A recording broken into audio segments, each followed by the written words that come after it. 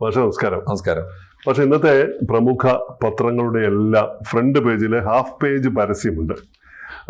ഈ സാധാരണ പരസ്യങ്ങൾ നമ്മൾ കാണുമ്പോൾ അത്രയൊന്നും പ്രാധാന്യത്തോടെ നോക്കാറില്ലെങ്കിലും ഈ പരസ്യം പക്ഷെ അഭിമാനകരമായ ഒന്നായിട്ടാണ് എനിക്ക് തോന്നിയത്. ഭാഷക്കും അങ്ങനെ തന്നെ ആവാനാണ് സാധ്യത ഞാൻ വിചാരിക്കുന്നു.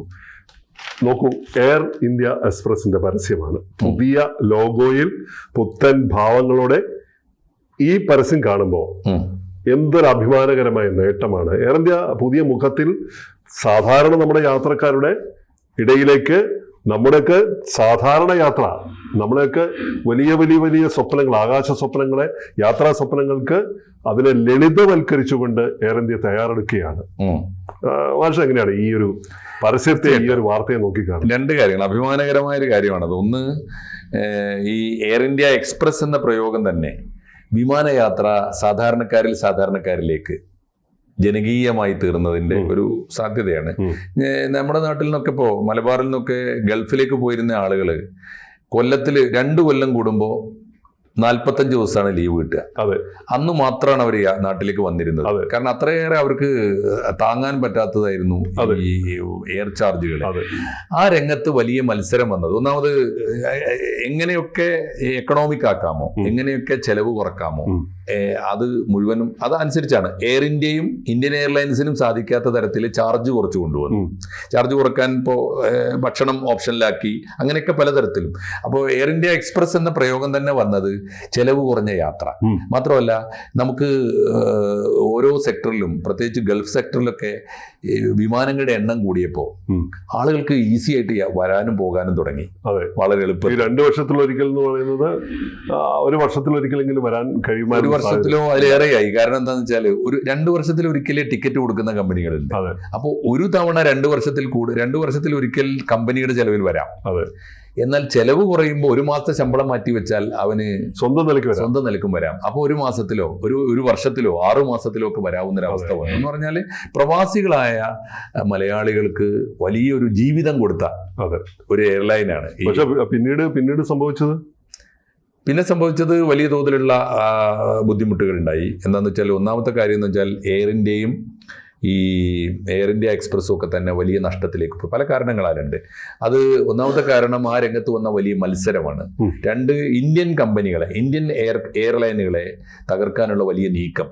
അത് നമ്മൾ നോക്കി നിൽക്കെ തകർന്നു പോയപ്പോൾ എന്റെയും റോബിൻജിയുടെ ഒക്കെ ഓർമ്മയിൽ തന്നെ തകർന്നു പോയ കുറേ വിമാന കമ്പനികളുണ്ട്. ഇപ്പോൾ ആലോചിച്ച് നോക്കുമ്പോൾ എനിക്ക് നല്ല ഓർമ്മയുണ്ട്. കോഴിക്കോട്ടുകാർ തന്നെ മുൻകൈ എടുത്ത് തുടങ്ങിയിരുന്നതാണ് ഈസ്റ്റ് വെസ്റ്റ് എയർലൈൻസ്, ഓർമ്മയില്ലേ? അതുപോലെ തന്നെയാണ് നമ്മുടെ കിങ് ഫിഷർ, വിജയ് മല്യ. അദ്ദേഹത്തിന് മൊത്തം നേരിട്ട് തകർച്ചയുടെ ഭാഗമാകാം. എന്തായാലും കിങ് ഫിഷർ പൂട്ടിപ്പോയി.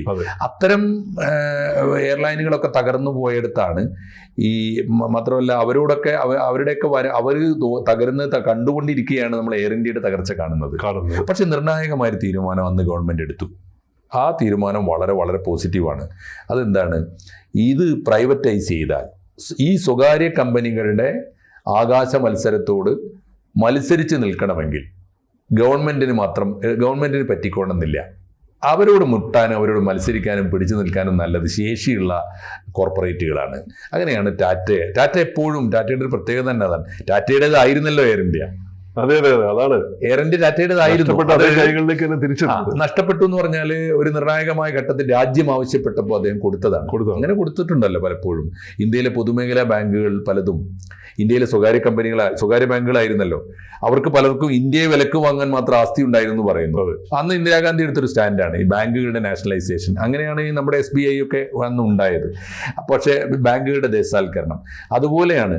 ടാറ്റയുടെ കയ്യിലുണ്ടായിരുന്ന ഈ പ്രൈവറ്റ് എയർലൈൻ കമ്പനിയെ രാജ്യത്തിന് വേണം, ഇനി രാജ്യം നടത്തിക്കോളാം എന്ന് പറഞ്ഞപ്പോൾ ടാറ്റ സന്തോഷം എന്ന് പറഞ്ഞ് കൊടുത്തതാണ്. തിരിച്ചേൽപ്പിച്ചു. തിരിച്ചു തന്നെ അതിന് വേറൊരു കാര്യമുണ്ട്. ഇത് ഈ പൊതുമേഖലാ സെക്ടറിന് പിടിച്ചു നിൽക്കാൻ പറ്റിയ ഒരു ലോകമല്ല ഇപ്പോൾ. ലോകം മാറിയിരിക്കുന്നു.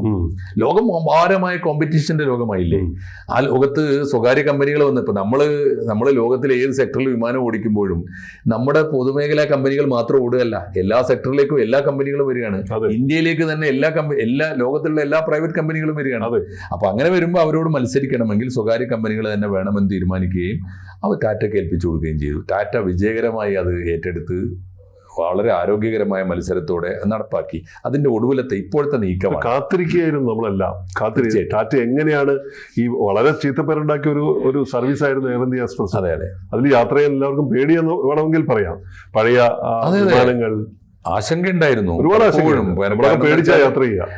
കറക്റ്റ് സമയത്ത് മെയിൻ്റെനൻസ് ചെയ്യാൻ പറ്റുന്നില്ല. നമ്മുടെ പൊതുമേഖലയാണ് പലപ്പോഴും. മാത്രമല്ല സൂക്ഷ്മത കുറവുണ്ട്. ഈ എയർക്രാഫ്റ്റിന്റെ സേഫ്റ്റി മെഷേഴ്സ് ഒക്കെ പ്രശ്നങ്ങൾ ഉണ്ടായിരുന്നു. പലപ്പോഴും ഈ സെക്ടറുകൾ മുടങ്ങിപ്പോവുക, യാത്രകൾ മുടങ്ങിപ്പോവുക, എപ്പോഴും ട്രിപ്പുകൾ കട്ടാവുക ഒക്കെ ഉണ്ടായിരുന്നല്ലോ. ആ അവസ്ഥയിൽ നിന്നൊക്കെ മാറി. അല്ല, ഈ രംഗത്ത് വിമാന കമ്പനികൾക്ക് ടാറ്റ നൽകിയിരിക്കുന്ന ഓർഡർ എന്ന് പറയുന്നത് വലിയ ഓർഡറാണ്. അതെ അതെ, തീർച്ചയായിട്ടും വലിയ ഓർഡറാണ് നൽകിയിരിക്കുന്നത്. എന്തായാലും പക്ഷെ നമ്മളെ കരുത്ത് എന്താ? പക്ഷേ നമ്മളെ കരുത്ത് എന്ന് പറയുന്നത് 140 കോടി ജനം, അതിൽ നല്ലൊരു വിഭാഗം കൂടുതൽ യാത്രാ പ്രേമികളായി മാറിയിരിക്കുന്നു. ഏറ്റവും വലിയ കാര്യം അതാണ്. ഏറ്റവും വലിയ കാര്യം എന്ന് വെച്ചാൽ നമ്മൾ ഓർക്കേണ്ട ഒരു കാര്യം അതാണ്, നമ്മൾ ഇന്ത്യക്കാർ പഠിക്കേണ്ട ഒരു കാര്യം അതാണ്. ലോകത്തിലെ ഈ കുത്തക കമ്പനികൾക്കൊക്കെ വിമാന സർവീസ് നടത്താൻ അവരുടെ മുതലാരാണ്? അസറ്റ് ആരാണ്? പാസഞ്ചേഴ്സ് ആണ്. പാസഞ്ചേഴ്സ് ആരാണ്? മഹാഭൂരിപക്ഷം നമ്മളാണ്, ഇന്ത്യക്കാരാണ്. ഇന്ത്യക്കാർ ഇത്രയേറെ most mobile community of the world എന്നാണ് പറയുന്നത്. ലോകത്തിലെ ഏറ്റവും കൂടുതൽ സഞ്ചരിക്കുന്നത് നമ്മളാണ്. ലോകത്തിൽ എവിടെ ചെന്നാലും നമ്മളുണ്ട്. ഏത് എയർപോർട്ടിലും കയറാൻ ചെല്ലുമ്പോൾ ഒരു 500 യാത്രക്കാരുണ്ടെങ്കിൽ ഏറ്റവും ചുരുങ്ങിയതായാലും 19 പേരെങ്കിലും എപ്പോഴും നമ്മളായിരിക്കും, ഇന്ത്യക്കാരായിരിക്കും. അപ്പൊ അങ്ങനെ ഒരു കമ്മ്യൂണിറ്റിക്ക് സ്വന്തമായി വിമാന സർവീസ് വിജയകരമായി നടത്താൻ പറ്റിയില്ല എന്ന് പറഞ്ഞാൽ അത് മാനക്കേടാണ്, സങ്കടകരമാണ്. ആ അർത്ഥത്തിലാണ് അവിടെയാണ് ടാറ്റ നമ്മൾ ഒരു ചോദ്യം ഇപ്പൊ ഉയർന്നു വരുന്ന മറ്റൊരു ചോദ്യം എന്ന് വെച്ചാല്, നമ്മുടെ ഈ ഗൾഫ് മേഖലകളില് യാത്രക്കാർ നേരിടുന്ന ഏറ്റവും വലിയ വെല്ലുവിളിയാണ് സീസൺ സമയത്ത് ക്രമാതീതമായ ടിക്കറ്റ് റേറ്റ് എന്ന് പറയുന്നത്. ഭയങ്കരമായി കൂട്ടുന്നു. എയർലൈൻ കമ്പനികൾ ഒരുമിച്ച് ചേർന്നുകൊണ്ട്, എല്ലാവരും ഒരുമിച്ച് ചേർന്നുകൊണ്ട് മത്സരിച്ചാണ് ഒരു ഒത്തൊരുമയോടെ ഈ കൊള്ളയടി നടക്കുന്നു. നിരന്തരമായി നമ്മൾ പറഞ്ഞുകൊണ്ടിരിക്കുന്ന ഒരു കാര്യമാണ്. സർക്കാരിനോട് ആവശ്യപ്പെടുന്നുണ്ട്, പക്ഷെ ഇതൊന്നും അവസാനിക്കുന്നില്ല എന്ന് പറയുമ്പോഴാണ് ടാറ്റ ഇതിനെക്കുറിച്ച് കൃത്യമായി പറയുന്നുണ്ട്. 2100 മുതലുള്ള പറക്കൽ, പുതിയ രൂപവും ഭാവം മാത്രമല്ല, സേവനങ്ങളുടെ കാര്യക്ഷമത, ഗുണമേന്മ, ഒരുപാട് മാറ്റങ്ങൾ ടാറ്റ ഓഫർ ചെയ്യുന്നത്. ഇതിലിപ്പോ എനിക്ക് തോന്നുന്നു ഇപ്പൊ അവർ കൊടുത്തിരിക്കുന്ന ഈ പരസ്യത്തിന്റെ ഒരു സന്ദർഭം, 2 കൊച്ചു കമ്പനികൾ എയർ ഇന്ത്യയുടെ തന്നെ കീഴിൽ തന്നെ ഉണ്ടായിരുന്ന എയർ ഏഷ്യയും എയർ ഇന്ത്യ എക്സ്പ്രസും രണ്ടും തമ്മിൽ ലയിപ്പിക്കുകയാണ്. ഈ കൊച്ചു കമ്പനികളെ ലയിപ്പിച്ചിട്ട് വമ്പൻ സ്ഥാപനങ്ങളാക്കി മാറ്റുക എന്നുള്ളത് നരേന്ദ്രമോദി സർക്കാരിന്റെ ഒരു പോളിസിയും കൂടിയാണ്.